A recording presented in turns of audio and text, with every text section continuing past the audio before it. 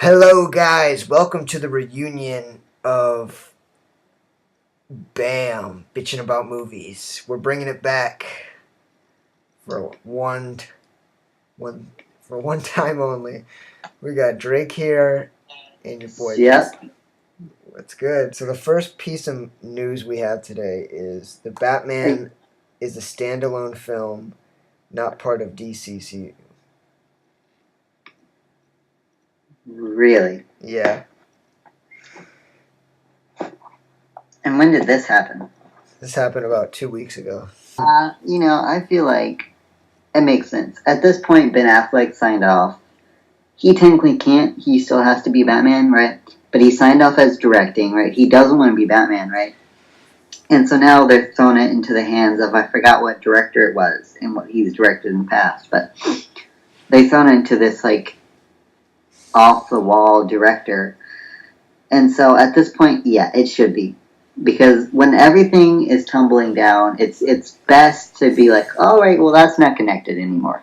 It almost feels like the DCEU is kind of like falling apart. Like it's just why first of all, Ben Affleck falls out of his role of being the screenwriter and director, and now he's falling out of the role supposedly of being Batman. So why? I don't understand it. I mean, it has to do with obviously with the studio production and everything, but I mean, I don't get the creative decision to make it standalone. I mean, you can. I think it's based on what I just said. It's the fact that when the whole tower is coming down, it's really good to be like, all right, well, that isn't connected with everything, so that doesn't mean anything anymore. I feel like it's almost like they're doing it out of fear of being pressured by the studio to implement other DCCU characters. Oh yeah, but I can guarantee you, if it does do really good and it just miraculously becomes one of the best Batman films, of course, then they're going to be like, all right, it's connected. Right. Of course, they're just going to make it canonical. But right now, they're playing it safe, and because it most likely will end up being a bad film when Ben Affleck really is signed off of everything, and they're throwing it to whatever director will take it. Right. At this point, it's probably best that it is not connected because we already had one bad DCU. BVS. Yeah. But yeah. BVS. Which, I didn't think was too bad, but it wasn't great, especially compared to what Marvel's throwing out right now. Yeah, despite Iron Fist. Yeah, I understand Ben Affleck's anxiety because he's got a lot of pressure on him to be the screenwriter and the actor, but then again, you can make, this is evident throughout comic book film history, you can make a strong film that doesn't need to have, just look at Iron Man, it didn't really have that many, it didn't even really implement a lot of other, significant Marvel characters, and it worked kind of like a standalone. Yeah, look at the 2 Daredevil seasons. Yeah, exactly. And those take up more screen time than a film, so you could make it work. It's definitely manageable, but I don't know how the tensions are or the atmosphere is over at Warner Brothers and how they're pressuring their production over the production of the Batman standalone film. So, yeah, who knows? We'll see how that unfolds. Yeah, I can't see that going well though. Yeah, go ahead. Oh, with my news? Yeah, go ahead. All right, so normally these are kind of jokey types of things that we're really out of the rhythm. Damn. This feels like an episode 1. Oh, Jesus Christ. But, recently something serious happened. Yeah. Justin, something serious happened. Let's stop laughing. Obviously, you guys know about the riots, and we're actually going to talk about the riots a little bit, but then we're going to talk about another subject that happened in the riots. That being that, Trump did wait 2 days to declare that Nazis are bad. Which, I mean, it's kind of weird. Which I wouldn't mind it, except for the fact that he declares that everything else is bad. Yeah. Really quickly. I mean, the way he went about it, like his first speech in regards to the Charlottesville riots, is he blamed both sides. Which, as a president, you're supposed to like. I understand. He's trying to please Trump's base, and on Trump's base, there are a lot of white supremacists. Like, even after the incident, the white supremacists actually praised Trump for putting blame on both sides. So right there, it's already suspicious. Like, I'm not trying to imply that Trump's racist or white supremacist, but some of his base is white supremacists. So there's quite an issue there. And he's got to appease his base, or else if he doesn't appease his base is going to criticize him and lambast him. But the way he went about it by blaming both sides, although he was right, in my opinion, if you look at the footage, both sides are to blame, and both sides are probably equally racist, the Antifas and white supremacists. But the politically correct thing to do would just outright blame white supremacists. Oh yeah, of course, and and I mean, I don't disagree with anything he said. Like I said, and what a lot of people noted, and obviously I've seen the Colbert, what he said, and he said exactly what I was thinking. He's like, if you take all the hatred that you have towards the news, Miley Cyrus, movies, Meryl Streep, these news sources, and you put that towards Nazis, it's like, and he also did the thing where his interview where he did state it. He said, "Oh, CNN, no, you're fake news." And Colbert said it perfectly. He's like, "Yeah, do that, but with Nazis." Yeah, exactly. I mean, he did. And I mean, that was a perfect point. It's like, why are you so okay with Yeah, I mean, at the same time, I kind of understand Trump's rationale for blaming both sides, but then again, he could have done a little better in terms of like articulating his thoughts. He has a really hard time with like articulation and like his speech. It's almost like kind of reminiscent to Bush, like the way he struggled speaking in sort of like a presidential manner. And I mean, I understand it's difficult, and even Trump says, "I'm not a politician," but then again, why are you president if you're not a politician? That's true. I mean, and it's kind of ridiculous. That's why a lot of people did vote for him, is because he's not a politician, and that's one of his biggest things, is because people were in fact tired of politicians. Yeah. Which, I mean, I can understand, but I mean, it is sometimes you're going to have to know a little bit. You're going to have a little bit of a political background. That just seems counterproductive to me, because you want a politician to be president because they know the kind of like the principles of being president. So, and what fucking up. I'll trim this out. Let's just continue. Let's keep going.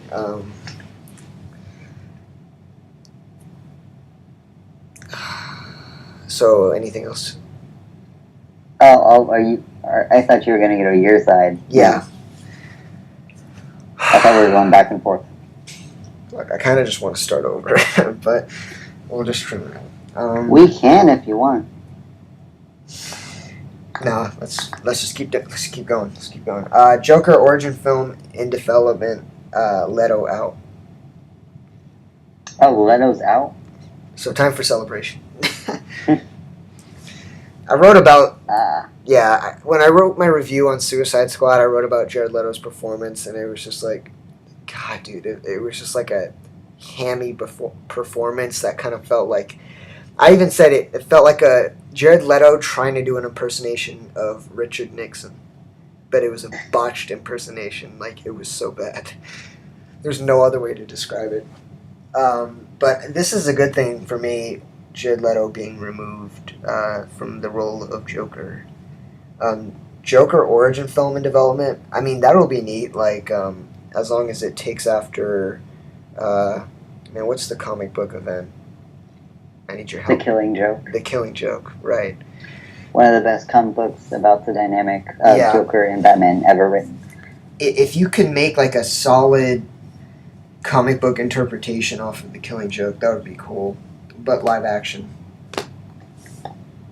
Yeah, I think a while ago when I was younger, I was very against the idea of having backstories for the Joker because I always thought it was better to have them mysterious. But a while back, I actually saw a really brilliant short film. I wish I could think of the title now because you should definitely go watch it if you haven't. But yeah, and it's a great short little film about about Joker's beginnings. And that kind of made me say, okay, that's fine because you can do some really great stuff. Oh yeah, definitely. With his origin story. For sure. I mean, that'll be interesting how they tackle it. I mean, again, it's going to be confusing for audiences because if they saw Suicide Squad and they're like, wait, what happened to Leto? Because people who aren't up to date in the comic book news will usually look at that and just, yeah, that won't be good. Alright, so far we're at 15 minutes and we've already been through 3 pieces of this. Shit. Yeah. This is bad. I mean, we're just going to talk about other stuff once we're done with this. Okay. Alright. On to my second. This is the learning curve.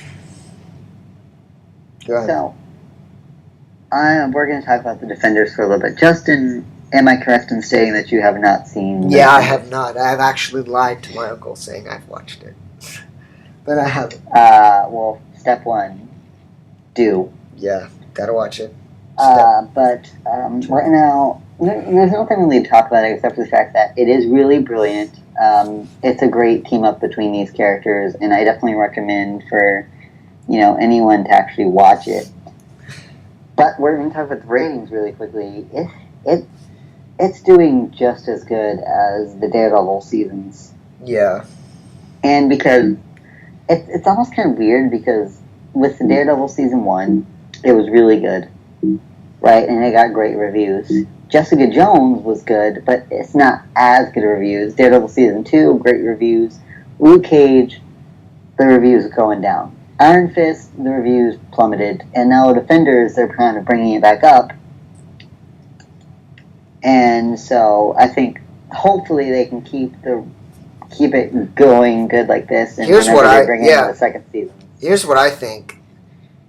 Cancel Iron Fist Season 2 and just have Iron Fist as like a supporting character. I feel like because of the responses I've heard from the show is that the critics or viewers that disliked Iron Fist television show said he's a much more likable and respectable character as a supporting role. Oh yeah, most definitely. In Defenders.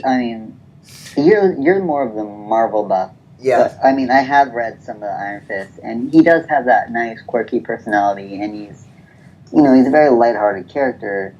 But in the series, they did, like, the Batman approach that they did with Arrow, and it just didn't work for that character. Luckily, though, in the Defenders, he has more of the heart, lighthearted type of characteristics. And you see that in the Defenders, because he's the only one that wants the team to actually be together, right? Jessica Jones is against it. Matt's against it, Luke's against it, but Iron Fist is the only one that's like, yeah, guys, this is gonna be really cool. Yeah. I guess like Iron Fist is the more jovial, lighthearted character, while everybody else is kind of brooding. I mean, except for like Jessica Jones is just kind of like she's kind of just like a pessimistic, gluttonous person. Like she's always drinking all the time. Yeah. Just like in her season 1 show. But yeah, I really enjoyed Jessica Jones. I watched Daredevil season 1 and 2, probably my favorite series so far. I've watched some Luke Cage. It's pretty good. Iron Fist, I tried giving it a shot. It lacks that same. It just lacks that same like strength that the other shows have. It just seems like almost like the Achilles heels of all the shows when it comes to like when they all unify in the Defenders. But yeah, definitely have to give it a shot. The Defenders, probably watch it soon. Yeah, you're definitely gonna have to watch. Unfortunately, you can't really skip Iron Fist either because there are a lot of references that happen in the Defenders. Oh, I heard in the Defenders they actually referenced Spider-Man. That was pretty cool. I'm not certain. I probably missed it if they did. Yeah, I mean, I don't remember. According to my uncle, he said they referenced Spider-Man. They said wall crawler. Like there's others. They're talking about other heroes in the city, and they mentioned Spider-Man not by Spider-Man, but one of his other euphemisms. Called him wall crawler or something. But that would be cool if we get a Spider-Man appearance. It would probably look shitty because they don't have the budget to pull Spider-Man off. Like you need a big studio film budget to really pull Spider-Man off in live action to make him look good. I mean, a TV budget, I don't know if that would work. That would be tough. But who knows? I mean, maybe the Netflix show has something up its sleeve that we don't know about. Probably a huge budget. But I'm sure it's not like Game of Thrones budget because actually their budget is they spend $10 million a season. So $1 million for production for each episode, which is insane. $1 million. That is insane. Yeah. And I mean, it just shows like the amount of cash that HBO is running through Game of Thrones. But yeah, I have Sony announces Silver Sable, Black Cat, and Venom films in production. God fucking damn it. So Sony's still not letting go. I'm going to have to make Sony the perpetrators of the Spider-Man franchise part 2 because they're still not letting go of these shitty spin-off films. And they want to move that from TASM series over to the MCU continuity. My biggest problem is, they did this with everything. They have one good thing. They're like, oh, this movie did good. All right, so we're going to plan over all these other movies. And then, of course, the next movie falls through, and they're like, "Oh crap, we have nothing." Yeah, exactly. It happened. It happened with the first Spider-Man series. It happened with the second Spider-Man series, and I think it's going to happen with this new Spider-Man series. It's almost like Sony Homecoming is one of the best Spider-Man movies out there. It's almost like I think there's no telling for the sequel. Yeah, I feel like Sony is kind of like the embodiment of a little impulsive child who gets one toy and then he wants to get the other ones or something like that. But he doesn't want to let go of the other toys. Yeah, exactly. It's just ridiculous. Like, yeah, they're too impulsive. What is a Black Cat film going to be about? Exactly. I can't think of any like definitive, prominent like Black Cat stories that would make a good if anyone would know, it'd be you. Yeah, exactly. It's just like Black Cat again works better as a supporting character for Spider-Man in his film. Yeah. Like you can't just give all these supporting characters with, a lack of any mythos, their own solo films. That's just too far of a jump. You can't make that leap. And that's why they're kind of just jumping the shark with these shitty films. I like Speedy, but I don't want a whole film with Speedy. Nobody's gonna find a Black Cat film interesting. I mean, that's just ridiculous. I can see that easily falling through. Yeah, I can't see that happening because I think they're gonna get close. And honestly, crap. No, here's the thing: Sony's all about money, right? That's why a lot of their films are shit, like the new Emoji Movie, right? And a line of their other films. And this is the thing: Sony's all about pop boilers, and pop boilers are about making money solely for the purpose of financial gain. Amy Pascal, one of the heads at Sony, even mentioned in an interview, she said, I believe she said something to the effect of, it's a money-making business. Like, she doesn't really give a shit about the character, and that's one of the key differences between her and Kevin Feige. He actually expresses passion for these characters because he was and still is a nerd and a geek who read comic books as a child, and he still does. So that's why he actually imbues the films in the MCU with passion and creativity and good storylines. But Amy Pascal is the complete opposite. I was actually watching an interview with both of them sitting by side answering questions from a journalist, and they asked Amy Pascal, are there any future plans with the MCU? And this is when she brings up Silver Sable, and Kevin Feige looks at her like, we never discussed this at all. So he's just totally, oblivious to these films in production, apparently, going on, and he was never aware of it, as it seems in the interview. But, I mean, it's just quite ridiculous. Do I really think that they're really going to go through with it? I don't think so. I think it's going to be the same effect where maybe Marvel puts them in their place, or they don't have the budget to do these films, or I don't know if they budget for anything anymore. That's honestly, they're losing money quick. I think Marvel Studios should just pull the rug from beneath them and just get full rights for Spider-Man. Yeah, They could probably easily buy Spider-Man out. I mean, with the financial backing of Disney, I mean, Jesus Christ, they could buy him easily. But yeah, I don't think they're actually. I feel like this is what's going to happen. They're going to get directors on. Then the directors are going to leave the project. Like, they're going to write scripts, but then they're going to have like 6 or 7 screenwriters, and it's just going to be a complete mess. And it's this is just going to happen. It happens with Sony every single time, right? They're going to get a director who actually kind of likes comic books and actually knows how to write for these characters. Yeah. And they're going to actually write maybe decent stories, and then Sony's going to be like, nope, don't want that, don't want that. Exactly. Don't want that, don't want that, don't want that. See, don't want that. Yeah, that's the thing. And the whole script's out of the window by that point. They've done it with literally every single project they have, whether it's a video game project, whether it's a movie project. Everything Sony has to change. That's kind of their MO, because the composer for The Amazing Spider-Man, I forget his name, and also the director, Mark Webb, they've been in interviews where they've discussed that, like how they're kind of demanding and they're very authoritarian. Like they want a script to be in this certain way in order to be financially successful. They don't really care about the characters or plot lines. Yeah, you would think at this point, when they keep doing the same thing and they keep losing money with it, you think at that point they would understand, but they don't give a shit. Maybe we should stop. Yeah. But, yeah, I mean, it's ridiculous. I hope this doesn't grow into fruition. But, yeah. What do you got for us, Drake?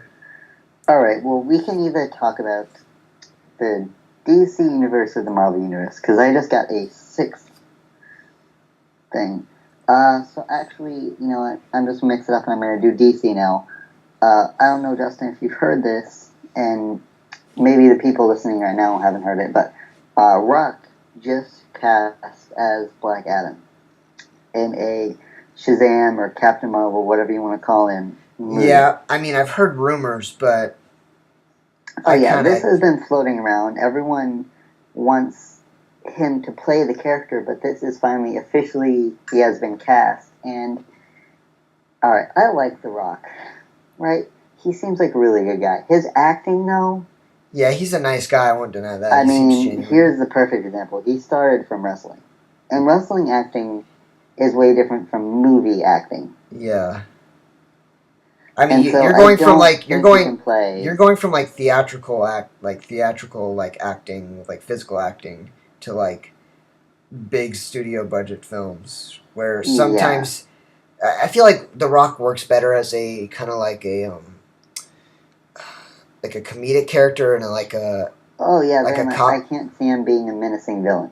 Yeah, right, at all. exactly. I can't And see. Black Adam is one of the most menacing villains in the DC universe. He's up there. Obviously, he's not the most, but I mean, he's a big buff dude with magic powers. I can see why they. Superman. I can see why they casted him, because obviously he matches the physique of Black Adam, but then again, depicting The Rock in a serious role is just laughably bad. When you picture The Rock, you picture, his baldness, obviously the raised eyebrows, and his smile, which I don't know how he gets his teeth that white. Yeah, right. And, you get his kind of personality. Those are the things you think about. And when you think of Black Adam, literally everything opposite to that. Yeah, pretty much. So, I mean, I can't picture Black Adam being The Rock. I mean, I don't know. Maybe he could be good, Right, but right now what I'm picturing as I Black think it's Adam very is this doubtful. big, buff, scary dude with an accent, and I don't know how Here's well what Rock can do DCCU needs to accents. do. This is what they really need to do: is shoot some scenes in the film with The Rock in them, and then do screen tests where they have test audiences come in and they start telling the directors, like screen tests where they have audiences come in and they basically tell the directors and screenwriters what they think of the casting. That's what they really need to do at first. Like get 200 to 300 uh, members to come watch scenes of the film and then reveal their thoughts. So that way we know for sure if The Rock is going to be a suitable enough to play the character of Black Adam. And I know right now we're going to be in the majority of people. People are going to be a lot against us because we're not immediately a huge fan of this idea. Because most of the world is, in fact, the world is the reason that this happened because so many people said, yes, let this happen. Oh, yeah, there's petitions for this shit. Most people who go and watch blockbusters or any Hollywood blockbuster ever, they love The Rock. Like, The Rock is in everything now, if you've noticed. Like, he's even going to be in the new shitty Jumanji reboot.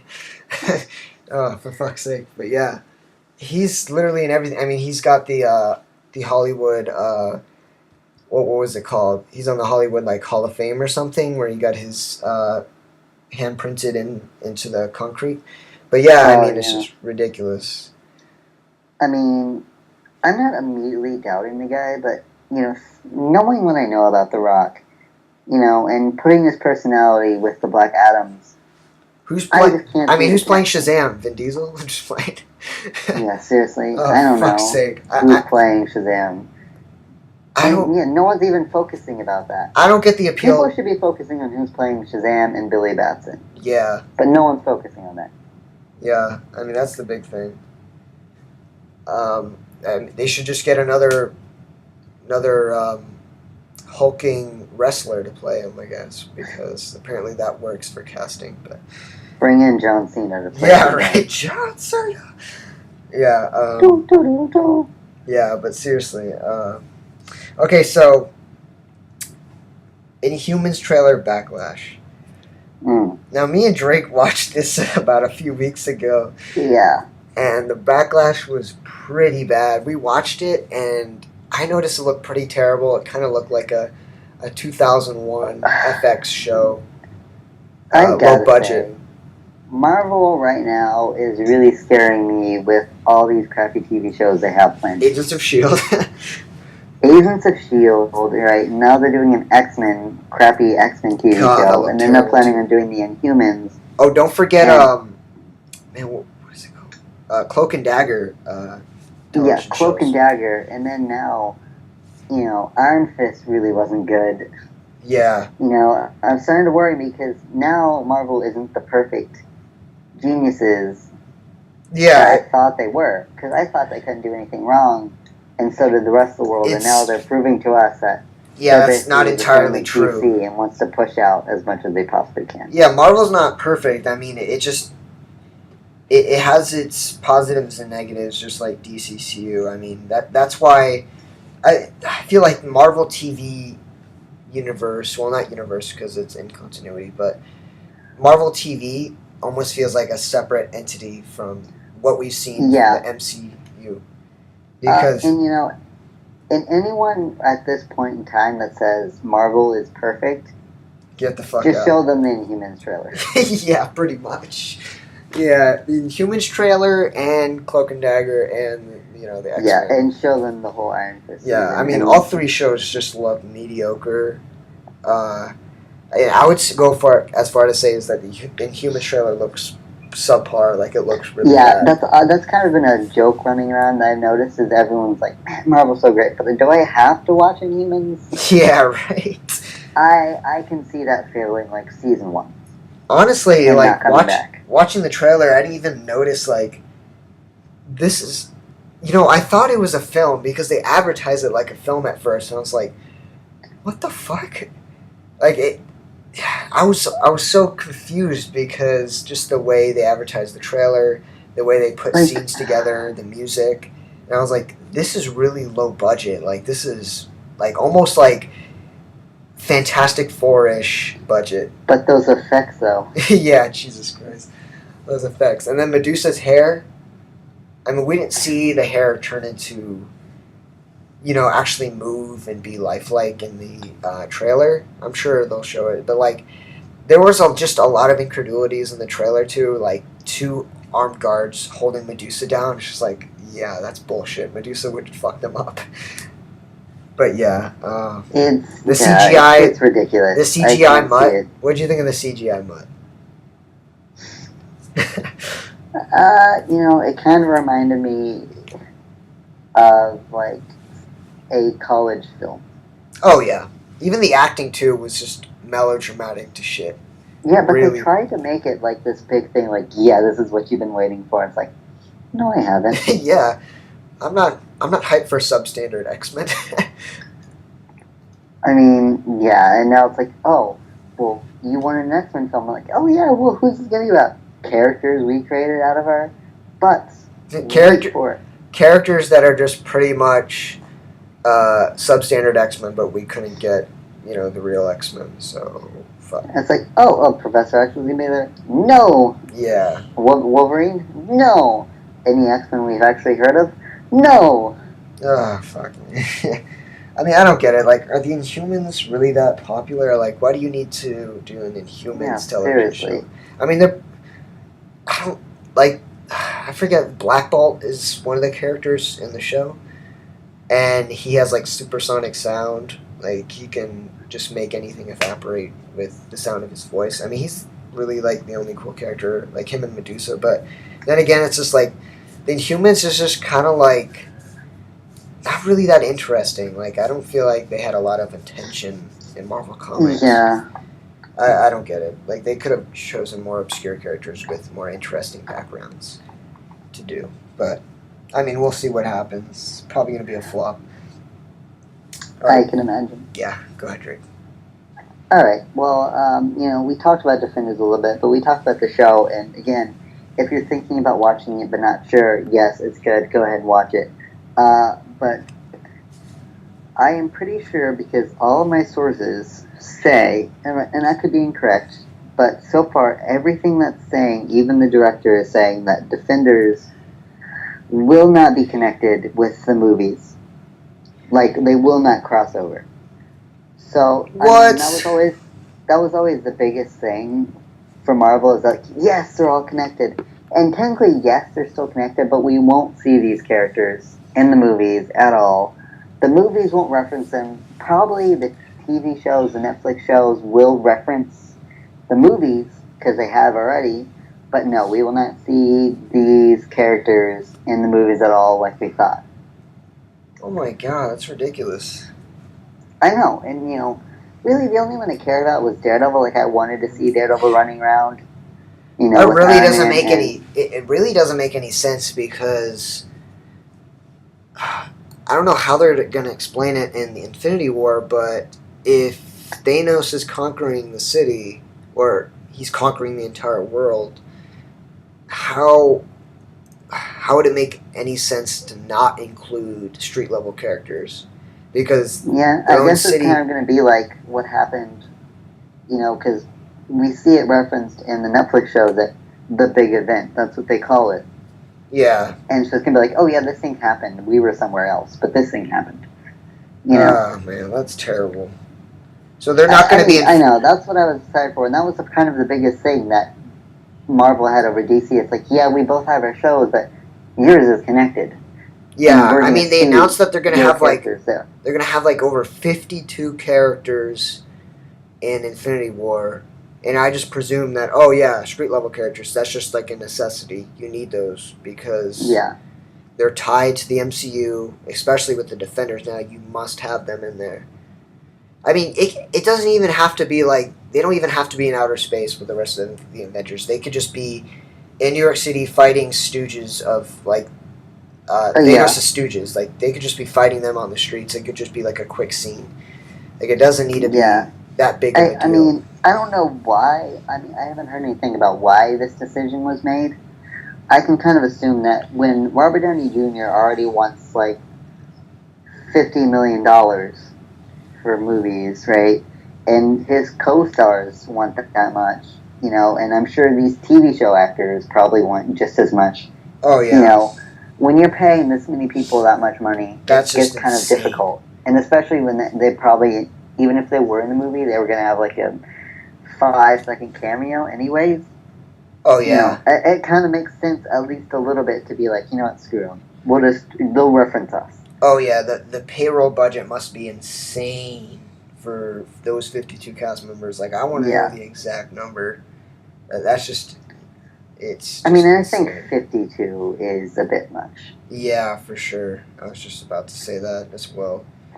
Like, even Civil War kind of felt crowded because you couldn't get everyone their own, I don't know how to properly say this, but you couldn't focus on everyone. Right, Because there were just too many. And that was only, like, what, 10? And people wanted more characters from. They wanted more characters in Civil War because of the original event. There was just like. There were over like 30 characters in the original Civil War story arc. I'm like. And what's kind of going to make me mad, and this is kind of like a sidebar type of thing, type of conversation. Go ahead. What makes me mad is because, yes, it's smart for them to kind of have these Infinity Stones already kind of connected, right? So the Guardians of the Galaxy have their Infinity Stone, Doctor Strange has their Infinity Stone, Avengers has their Infinity Stones.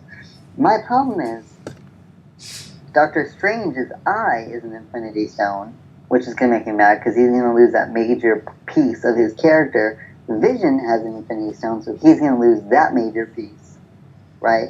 Guardians of the Galaxy is going to use theirs, and it's like, it's good to ingrain these in there, but when you make them artifacts of these characters, it's like, it's kind of ridiculous. Like, what is Tony's suit going to be? And right, exactly. Too? It's like you're taking away these major pieces of their character, and it's going to make me mad when it happens. Now that you brought up Infinity War and talking more about kind of like the context of the story, I'm wondering because in the original story arc comic book, Infinity Gauntlet, it wasn't Infinity War was after Infinity Gauntlet, but they're obviously going for Infinity Gauntlet storyline. It makes more sense and it's more suitable for this MCU. What makes me worried is that are they going to do the thing where they kill off a bunch of Marvel characters and then Doctor Strange has to reverse time to bring the characters back because that's what happens in Infinity Gauntlet. Happening where they're just gonna maybe keep some of them back, but I feel like a major character is gonna die, and I feel like that's going to be Captain America. Yeah, probably because he dies in literally everything. Yeah, I mean he gets bitch slapped by Thanos in Infinity Gauntlet, which is kind of funny. But here's the thing: since it's a two-parter. Perfect way to end Infinity War Part 1. Well, actually, I wouldn't say perfect. It would probably piss a lot of people off. I'm noticing more that people hate cliffhangers because they're just... they're just being hackneyed and overused. But if you kill off like a lot of major characters and end it on a... like kind of like a boiling point note and just have it come back and then Doctor Strange reverses time, but maybe not because, the negative response and backlash. Yeah, I mean, already Doctor Strange has a perfect way to deal with Thanos. It's just like, alright, here I am. Kill, here I am. Kind of the same thing he did. But then again, like, everything's been culminating to this big boss, like the number one villain of the MCU. So you have to kill off major characters here. But the thing is that you don't... The thing is that you don't want to make it feel like it's... You don't want it to, like, hurt the structural integrity of the film by having Doctor Strange have to reverse time, so then, it's no big whoop because he's back. I don't want it to... I don't want this to be, like, a cheap thing. I want this to be an actual moment, Yeah. But, I can imagine that this film, I'm just thinking about it now, right? You got Paul Rudd, Robert Downey Jr., Benedict Cumberbatch, all Chris Evans, all these major actors that cost a lot of money, and then you got costs on the CGI, the set, you're paying all these people, You're paying the director, who also wants a lot of money. This movie is going to be expensive. Oh yeah, for sure. I don't doubt that. I would even go as far to say that $500 million budget for each film. Like it's probably going to cost that much with the payroll of all the actors in the film, and then plus all the CGI that's going to be like it's probably going to be like 90% CGI Oh, because yeah. especially part two because the majority of it is probably going to take part in the setting of space. Like, we're talking about new Jungle Book CGI. Yeah, right. Exactly, like Guardians of the Galaxy 2 type shit for sure. But I mean, with all the actors, it's going to be very expensive. Oh, yeah, and then you're paying for the Guardians, too, because they're all going to be in there. So you're... God, that's what I don't just understand. think about all these popular actors who pay a lot Here's of the money thing. to be in stuff. This is the number one complaint I hear from people like who don't want to go to the movies. It's like, oh, theater movies are too expensive, and this is what I hear from games too, which is even more absurd. You have to pay $60 for a video game, but then again, and I even said this earlier, so I'm being a bit hypocritical when I said about Injustice 2. I mean, we're all victims of it, but the thing is that the amount of money it costs to make a video game or a film is just outrageous. Yeah. It costs so much money. So having to fork over $60 or $11 to go see a movie is just a small cost at the amount of money that's put into and production. you're paying the people back who gave you that experience. They could easily charge you like $100 or something, and that would still be considered fair. Yeah. I mean, it's just totally ridiculous, but... Yeah. I mean, but with movies like this, it's almost guaranteed that they're making their money back. Yeah, for sure. Or at least breaking even, because so many people, even if it's bad, and, people have manipulated the system where even if it's a bad movie, but it still has a lot of hype, a bunch of people are going to see it at least once. Oh, yeah. Now you may not have it's just like The Room. Yeah, I mean, you may not have that factor of people coming back if it's a bad film, but if it's a good film and it's got a lot of hype, people will come back. So it's stuff like this is almost guaranteed to make their money back. Yeah. And it's for people going to the movies. Yeah. Okay. All right, what's your next one? Okay, so I have Spider-Man PS4 exclusive video game. Yeah.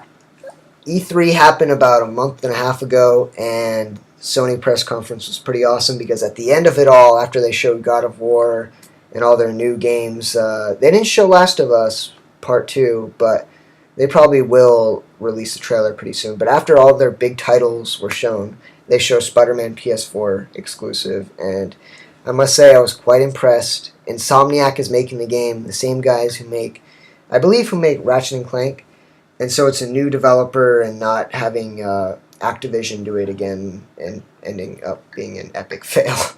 But yeah, because I think the same people were doing this game for so long, so you can understand how they got a little bit lazy after a while. Oh yeah, they're getting tired of it. But what's really got me excited is the free roam mechanics and free roam aspect of the game, because your webbing, when you web swing, the webbing actually sticks to the buildings, and that's kind of a mechanic that's been brought. Yeah, that really should have been in a bunch brought of from Spider-Man 2, the video game, when they actually did implement a physics engine and it's sticking to buildings, which is cool. I've heard a lot of criticisms though that people don't like it because it makes the web swinging feel less immersive and slower. But then again, they want to make it feel. The developers want to make it feel as like real as possible, like if Spider-Man was a real superhero and how it would actually function.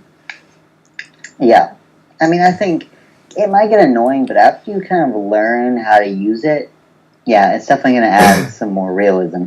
Oh yeah, and yeah, it looks good. The only reason I'm upset is because I'm not going to be able to play it on my Xbox. Yeah, I don't get it. Like, why make it a PS4 exclusive? You're cutting your market. So someone will buy a PS4. Yeah, that's true. But I mean, you're cutting your market in half. Like, you want to make more money. I'm almost tempted with The Last of Us and this. That's true. I'm almost tempted to get a PS4. Yeah, but I mean, you're cutting your market in half. You're not going to make as much money if you made it universal between both consoles.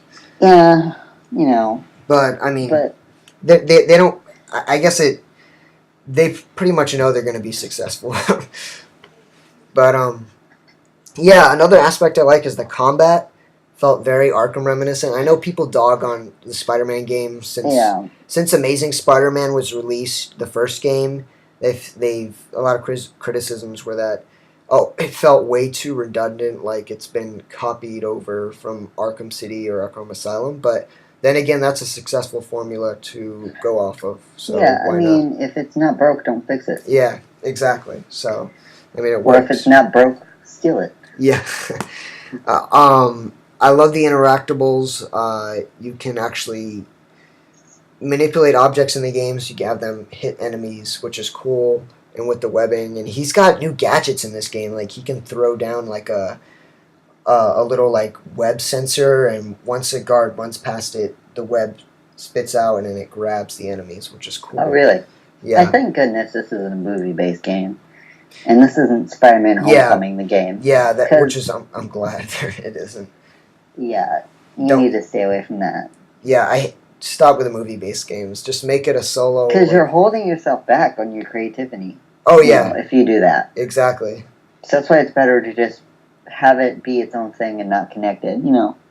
Yeah, and that's what made the Amazing Spider-Man games suffer from their shortcomings, because it was tied to the continuity of the Spider-Man films, and they had to do it in a specific way to tell a specific story, as kind of like a Amazing Spider-Man 1.5, like after the film or some bullshit. Like they needed to continue a story after the film, which is nonsense, and it shouldn't be done. But yeah, I'm excited for the game. It's going to be released 2018. I am too. I guess I'm going to have to play it whenever I'm at zero. Right. But yeah, what do you got, Drake? Alright, well, actually, most of my list are bad stuff. This one, though, this is the only one that's actually good news. All right. So, we all know the infamous Arrow TV show, which, for some reason, actually has a following. It is... Alright, I say maybe, right? Because right now it's on the fence, right? Right now its ratings are dropping pretty bad. Last season, a lot of people didn't like, even people that were fans of the show. So the possibility is, if this newest season isn't going to do well, Arrow will be kaput. Done. No more of it. You really It'll think be so? canceled. What makes you believe So that? I'm hoping that happens, and we can start over with another Green Arrow TV show. Yeah. Because I'm tired of Arrow, and I'm tired of people being like, oh, your favorite character is Green Arrow? Well, have you seen the latest Arrow episode? I mean, it's automatically tied to that. Once you say you're a Green Arrow fan, it's like, Oh, yeah. oh, so do you like the Arrow series? And it's just like, fuck me. Like I get it. and it's because like in the film medium, Arrow is basically the only thing we got that's a Green Arrow comic book adaptation. So besides from a couple of short films, like a short. I remember you showed me that short animated film. Oh yeah, that's probably one of my best adaptations of Green Arrow. Yeah, it's brilliant. It encompasses everything that's great with his character, his humility, his humor, all that stuff, and even his dad jokes, because he is technically an older superhero, so he is basically a dad. Yeah, and he does eventually have children, right? So all his humor is kind of that like dad like humor. Think of him as one of the parts that I like of him. He's like the comical Bruce Wayne.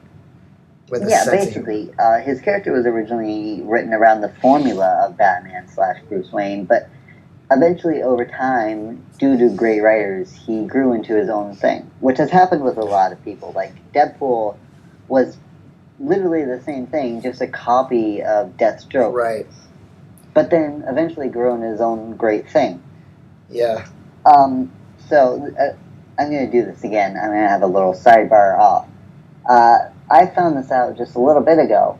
I say a little bit ago. It was like maybe a month ago. I don't know, Justin, you might remember this, but Diggle is in Green Arrow DC Rebirth, Oh yeah, which you kind sent of me a makes me mad a message. little bit.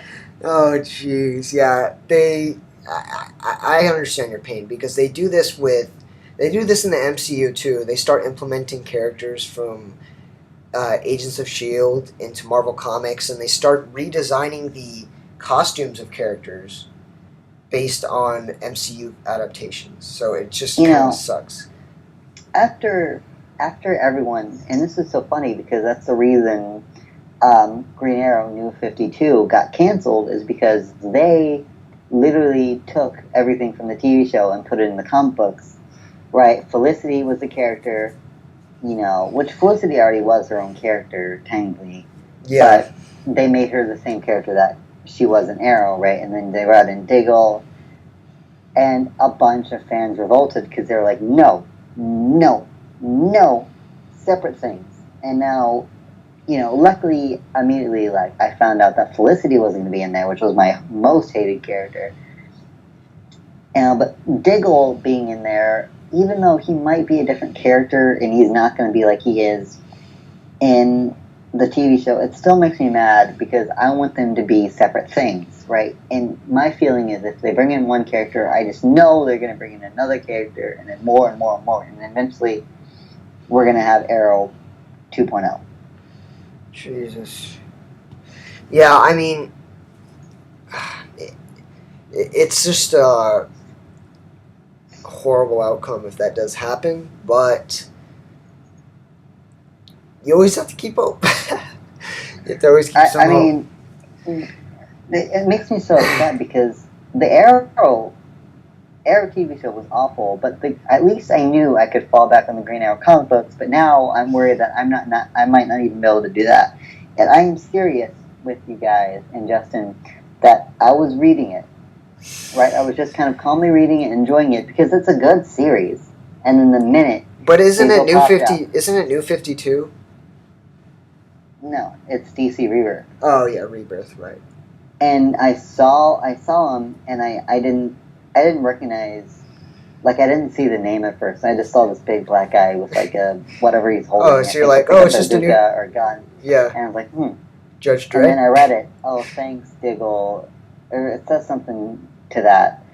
And then I immediately like put the book down and went, oh my god. Fuck. And like got an immediately headache, and I just started to worry that more characters were going to be brought over, and I was like scared.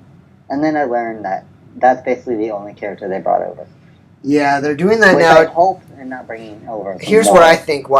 Here's the whole rationale behind why they do that, and it's probably because the Arrow series. I know this sucks to hear. Like, it's probably gonna hurt your ears, but the Arrow series is probably more financially successful than the comics. I mean, think about the amount of viewers they have on Arrow compared to the amount of viewers the amount of fans that read Arrow comics on a weekly basis. So that's why they start introducing characters from the TV show into the comic books to make it more financially viable. So that way fans will look at the Arrow comic or the Green Arrow comics and they'll see, oh, Diggle's on there or some shit, and then they'll want to pick it up. I mean, I believe it. I totally. Which is bullshit because the cast of Green Arrow characters are already interesting enough. So why the fuck? I mean, the only thing the Arrow TV show is good for is maybe getting the Green Arrow movie, right? But now, seeing that it's getting canceled, it can't even do that. So I'm hoping I'm going to get. Right, I'm hoping someone goes, all right, well, yes, that series got canceled, but it did do pretty well. So maybe we're going to try another Green Arrow TV show. That's what I'm hoping, right? I'm hoping someone's going to go, all right, well, maybe I can make that better, right? Because I want Green Arrow to be in movies. I want him to have his own TV show, right? I want that to happen. But right now, all I have is the Arrow, which sucks, and it's just another stupid, CW drama. That's crap. Yeah. I mean, hopefully something good will come of it. If it's canceled, maybe we'll get sort of a reboot. I mean, what are your thoughts on that being I hope so. And prospect? Honestly, even Stephen Amell, he's fine, right? His acting wasn't really great the first couple seasons, but he grows up the beard and mustache. He can play a good Oliver Queen / Green Arrow, but I just want to bring him over, no Right, one else, exactly. right? Not the Felicity actress, right? Not the Black Canary actress, not anyone else except for him, right? If you're bringing over him, that's fine, because he also has the physique of the character. But it just pains me that this is the only other adaptation that we have of the Yeah. character. It's not like Spider-Man. He's not a really super popular character, so you don't get all this stuff coming See, out. I feel like you could really popularize Green Arrow if his adaptation is done accurately over having a grotesque depiction of the character. I mean, yes, the TV show did get a bunch of people reading the Green Arrow comic books, which is good. That's probably the second thing it's good for, right? But then, instead of going, all right, well, we're going to put some more hard work into these Arrow comic books. Instead, what they did was they're like, all right, well, we're just going to start writing Arrow comic books then. Yeah, exactly. Which was a bad idea because the TV show sucks and you're going to make the comic book suck. Right. All right, guys, that's all the news we have for BAM today. Hopefully you guys enjoy this reunion. We'll be back next week for another episode of BAM. It's Justin signing off. Drake signing off. All right.